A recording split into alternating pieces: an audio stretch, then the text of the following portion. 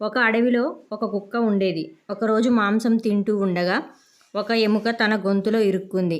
ఆ బాధ భరించలేక కుక్క అడవి అంతా పరుగులు తీస్తూ, నా గొంతులో ఉన్న ఎముకను ఎవరైనా తీస్తే వారికి నేను మంచి బహుమతి ఇస్తాను అంటుంది. కుక్క నొప్పితో బాధపడుతూ ఉండగా అటువైపు వెళ్తున్న ఒక కొంగ కుక్క బాధను గమనిస్తుంది.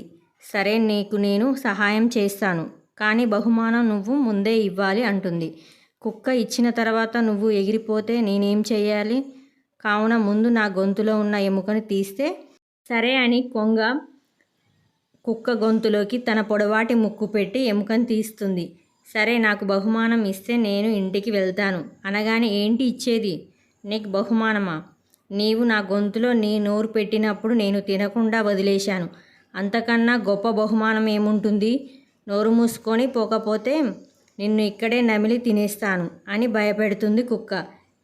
బెదిరిపోయిన కొంగ ఏమి చేసేది లేక అక్కడి నుండి వెళ్ళిపోతుంది.